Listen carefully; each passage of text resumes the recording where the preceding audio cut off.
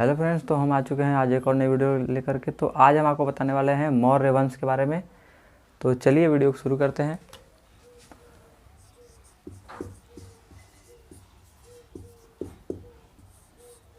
तो मौर्य वंश के बारे में आज हमको बताने वाले हैं। तो मौर्य वंश के पहले संस्थापक कौन थे, पहला शासक कौन था?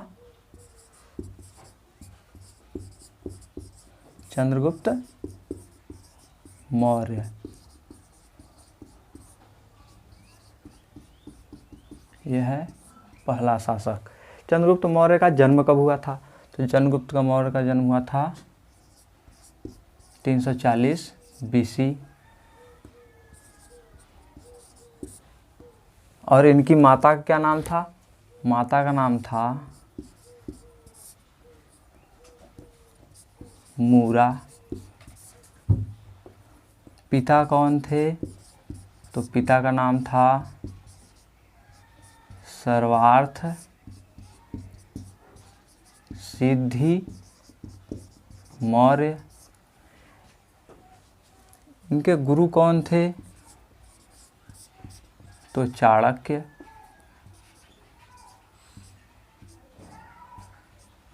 चाणक्य इनके गुरु थे। और इनके धर्मगुरु कौन थे? धर्मगुरु थे भद्रबाहु। भद्रबाहु इनके धर्मगुरु थे। तो अब इन्होंने धर्म कौन सा अपनाया था? तो इन्होंने अपनाया था जैन धर्म। इनकी मृत्यु कब हुई?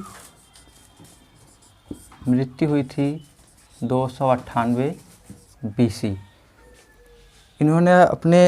इनकी मृत्यु किस तरह से? इन्होंने अपना संलेखना विधि से देहावसान कर दिया था, यानी कि इन्होंने समाधि ले ली थी 298 BC में। तो अब चलिए इनको डिटेल में जानते हैं। तो चंद्रगुप्त मौर्य का जन्म 340 BC में तक्षशिला में हुआ था। तो उस समय क्या था, एक बार की बात है, चाणक्य घनानंद के राज्य में जाते हैं ये बताने के लिए कि सिकंदर आपके ऊपर हमला करने वाला है। तो उस समय वहाँ पे घनानंद ने चाणक्य की बेइज्जती करके इसे वहाँ से धक्का देकर निकलवा दिया था। तो वहाँ पे चाणक्य ने प्रतिज्ञा किया कि मैं तुम्हारे साम्राज्य को जब तक जड़ से नहीं उखाड़ लूँगा तब तक सांसें नहीं लूँगा। उनकी चोटियाँ खुल गई थी, तो उन्होंने कहा कि जब तक मैं तुम्हारे साम्राज्य को जड़ से नहीं उखाड़ दूँगा तब तक ये चोटी नहीं बांधूँगा। तब उन्होंने चंद्रगुप्त मौर्य को पाया और चंद्रगुप्त मौर्य को उन्होंने ट्रेंड किया, हर एक शिक्षा दी। और इन्होंने घनानंद के साम्राज्य को धीरे धीरे चंद्रगुप्त मौर्य की मदद से इकट्ठा अपना बनाना शुरू कर दिया। किया क्या था इन्होंने, जहाँ जहाँ पे घनानंद अब एक शराबी और एक बड़ा ही बेकार राजा था जो कि अपने साम्राज्य पे अच्छे से ध्यान नहीं दे रहा था, तो वहाँ पे हुआ क्या था कि प्रजा भी बहुत दुखी थी इससे। तो जहाँ जहाँ पर उसके पकड़ कम थी, जहाँ जहाँ पर उसका सैनिक कम थे, जहाँ जहाँ उसका वर्चस्व कम था, वहाँ वहाँ पर चाणक्य ने चंद्रगुप्त मौर्य और वहाँ के कुछ लोगों को, भरोसेमंद लोगों को लेकर के वहाँ पे छापा मार युद्ध किया। छापा मार युद्ध वो होता है जहाँ पे कि आसानी से, जहाँ पे उसकी पकड़ कम हो, जहाँ उसके समर्थक कम हो, वहाँ पे युद्ध करके वहाँ पे विजय हासिल कर लेना और वहाँ के लोगों को अपने में मिला लेना। तो इन्होंने धीरे धीरे धीरे करके एक छोटी सी सेना तैयार की और उससे युद्ध कर गए। किससे? घनानंद से। अब घनानंद के पास बड़ी सेना थी जिससे चाणक्य को हार मिली। तो यहाँ पे क्या था कि 326 BC में जब सिकंदर पहली बार भारत आया था, तब वहाँ पे तक्षशिला पे हमला करने वाला था, यानी आक्रमण करने वाला। तभी क्या हुआ था, तक्षशिला के राजा ने घुटने टेक दिए और सिकंदर से कहा कि आप, उनके बीच जो वार्तालाप हो उसके बाद उन्होंने कहा कि आप पोरस से युद्ध कीजिए। तब 320 BC में सिकंदर ने पोरस से युद्ध किया। पोरस से युद्ध किया। तो अब ये पहला बार था, ये दूसरी बार था जब युद्ध किया था। अब इससे तो युद्ध नहीं हो पाया क्योंकि तक्षशिला के राजा ने घुटने टेक दिए, तो ये युद्ध हुआ नहीं। तो ये दूसरा युद्ध हुआ।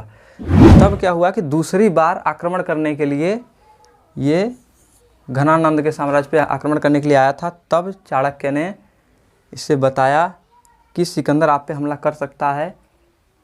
तब ये बेइज्जती करके इसे भगाया गया। तब इन्होंने प्रतिज्ञा की कि मैं तुम्हें जड़ से जब तक उखाड़ नहीं दूंगा तब तक अपनी चोटी नहीं बांधूंगा। तब हुआ क्या कि इन्होंने चंद्रगुप्त मौर्य को पकड़ा, इसे शिक्षा दी, सब कुछ किया। इसके बाद इन्होंने किया क्या कि चंद्रगुप्त मौर्य को कहा कि तुम सिकंदर की सेना में किसी तरह से चले जाओ, और उन्होंने उसे एक जहर दिया था, यानी स्लो पॉइजन दिया था, जो कि किसी भी व्यक्ति को धीरे धीरे करके मार देता। तब इन्होंने इसको जहर दिया और कहा अगर तुम्हें मौका मिल जाए तब सिकंदर की थाली में या खाने में इसे डाल देना, वो उसे खा लेगा। तब क्या हुआ कि किसी तरह से चंद्रगुप्त मौर्य उसकी सेना में चले गए। तो उन्होंने वहाँ पे देखा कि वो कैसे नीतियाँ बनाते हैं, क्योंकि चाणक्य ने उससे यही इसीलिए भेजा था कि वो जा करके वहाँ पे उसकी नीतियों, उसके जो भी षड्यंत्र थे, उनकी जालों को समझ सके कि वो किस तरह से युद्ध करने की प्लानिंग कर रहा है। तो इन सबको देखते हुए अब एक बार सौभाग्य से चंद्रगुप्त मौर्य को मौका मिल गया उसकी थाली में जहर डालने के लिए। उसने जहर डाल दिया। तो क्या हुआ कि जब सिकंदर ने खाना खा लिया तो उसके ऊपर धीरे धीरे उसका असर होने लगा, तो अब वो बीमार पड़ गया, जिसकी वजह से सिकंदर अपने वापस साम्राज्य यूनान लौटने लगा और रास्ते में उसकी मृत्यु हो गई। तो उसका एक सेनापति था, जो थल सेनापति था सेल्यूकस।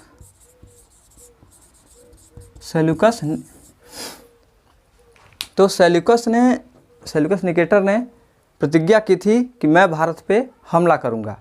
तो जब सिकंदर आया था तब राजा घनानंद थे।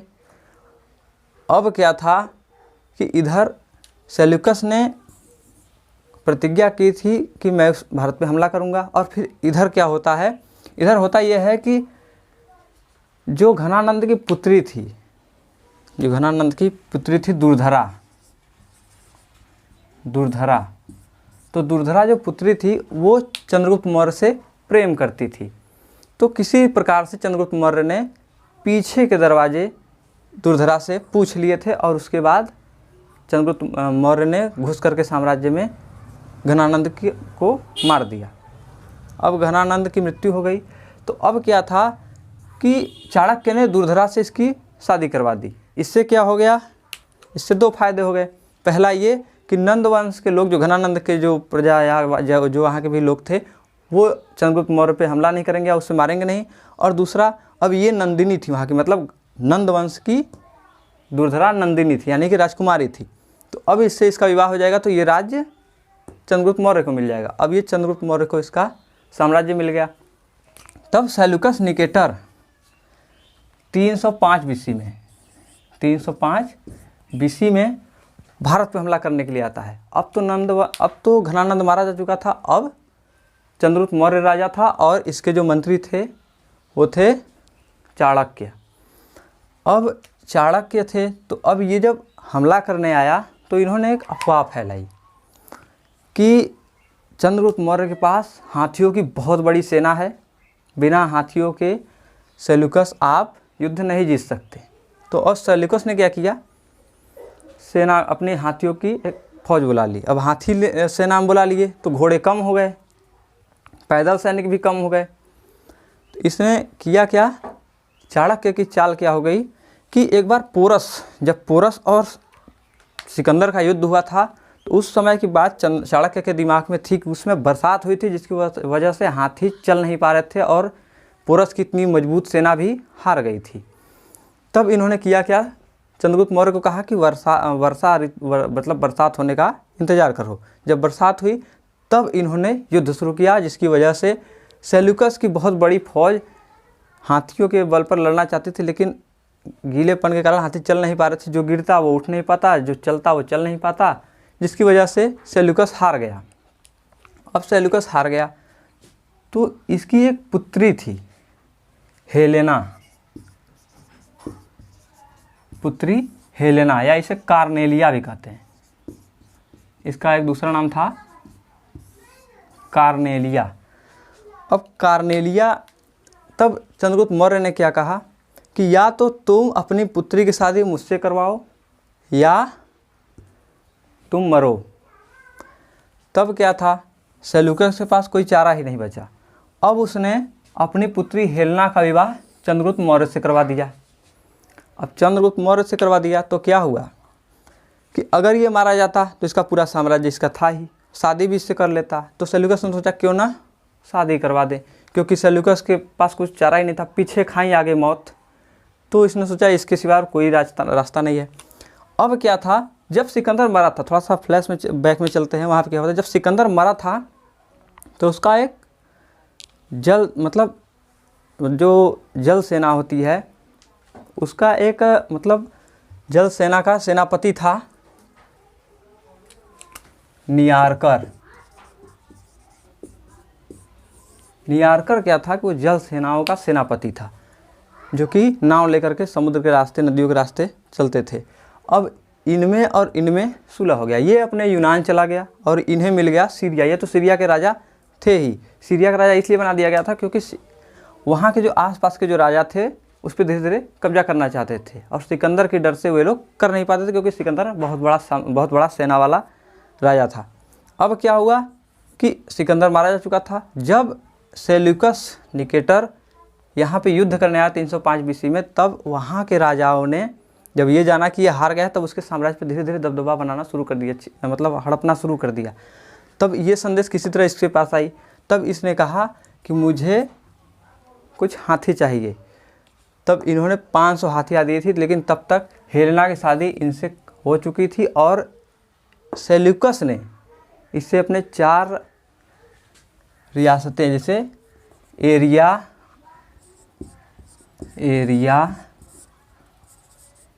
आराकोसिया,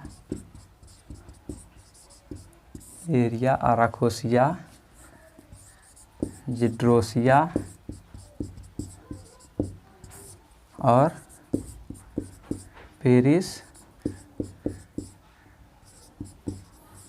पेरिडाई। तो पेरिडाई ये 4 साम्राज्य अपने ये 4 जो इतने बड़े ये सब क्षेत्र थे, इसको दहेज में नहीं दिया, गिफ्ट में दे दिया। काहे के लिए कि दहेज क्यों देगा, चाहता तो मार के पूरा चंद्रगुप्त ले ही लेता, तो इसने इसे गिफ्ट में दे दिया। बाद में यही लोग क्या बन गए, काबुल, कांधार, मकरात और हेरात। कांधार को एक और नाम से जाना जाता है, क्या नाम से, बलूचिस्तान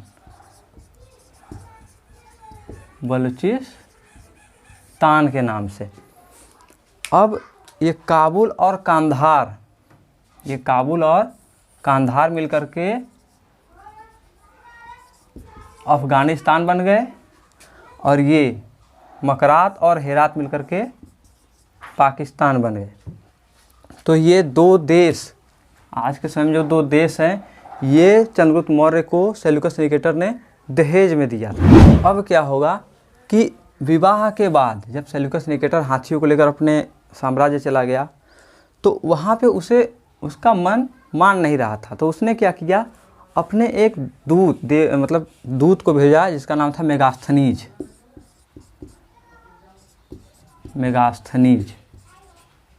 मेगास्थनीज को भारत भेजा, और वो चंद्रगुप्त मौर्य के दरबार में आया।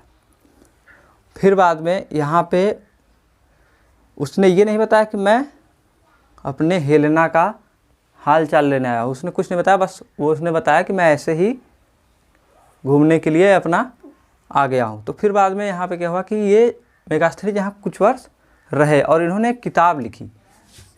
इंडिया में रहकर इन्होंने एक किताब लिखी जिसका नाम क्या पड़ा, इन्होंने क्या रखा, इंडिका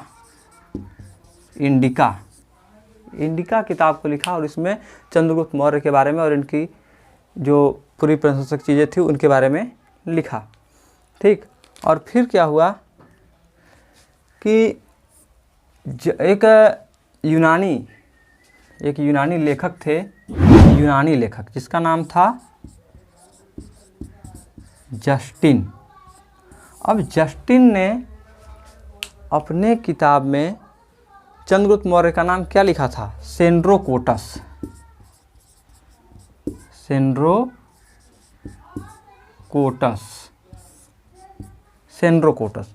अब सेंड्रोकोटस, और इन्होंने पूरा लिखा कि भारत में एक ऐसा ऐसा राजा है, उसने सेल्यूकस निकेटर की लड़की शादी किया, ये वो खूब लिखा, सब कुछ लिखा, लेकिन सेंड्रोकोटस लिख दिया। इससे सभी लोग बड़ा थोड़ा मतलब बहुत दुविधा में पड़ गए कि सेंड्रोकोटस नाम का तो राजा भारत में था ही नहीं, ना कभी है ना कभी था। तब क्या हुआ, एक और लेखक थे वहीं पर यूनान में ही, जो कि भारत और यूनान दोनों के इतिहासों का कंपैरिजन करते थे और लिखा करते थे। उनका क्या था, उन्होंने क्या बताया, विलियम जोन्स, इन्होंने बताया कि ये जो जस्टिन है, इन्होंने जो अपने किताब में ये सेंड्रोकोटस नाम दे रखा है, ये असल में चंद्रगुप्त मौर्य हैं, जो कि भारत के बहुत ही मशहूर शासक, बहुत ही अच्छे शासक हैं, जो कि अपने साम्राज्य के लिए सब कुछ करते हैं। तो अब ये हो गया। फिर इसके बाद आता है 297 BC। अब इनका क्या हुआ था, अब ये मिले 1997 BC में। इनकी मुलाकात होती है भद्रबाहु से, अपने धर्मगुरु भद्रबाहु, जो कि अब इनकी मुलाकात हो गई भद्रबाहु से। अब भद्रबाहु से मिलने के बाद ये बहुत प्रभावित हुए और इन्होंने जैन धर्म को अपना लिया। और फिर क्या हुआ, 298 BC में ये कर्नाटक के श्रावणबेलगोला चले गए। श्रावणबेलगोला, बेल का मतलब होता है श्वेत और गोला का मतलब होता है सरोवर, ठीक, श्वेत सरोवर, जो कि कर्नाटक में था। अब इन्होंने वहाँ पर संलेखना विधि से अपना देह त्याग दिया। मतलब देह संलेखना विधि में क्या होता है कि अपने भोजन को धीरे धीरे कुछ दिनों के अंतर पर कम कर दिया जाता है, जिसकी वजह से आप धीरे धीरे आपका शरीर कमज़ोर हो जाएगा और आप एक दिन मर जाएंगे। उसको हमारे धर्म में यानी कि हिंदू धर्म में उसको समाधि कहा जाता है। तो इन्होंने समाधि ले ली। तो अब क्या था कि कुछ, अब इनका साम्राज्य कितना दूर तक फैला था ये भी जानना था। तो अब ये देखते हैं कि इनके साम्राज्य का फैलाव कितना था। तो अब इनका फैलाव का पता चलता है कुछ अभिलेखों से।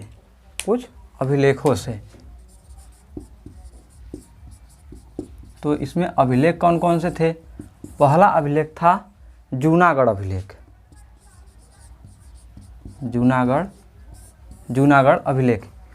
इसमें क्या था, चंद्रगुप्त मौर्य ने एक सुदर्शन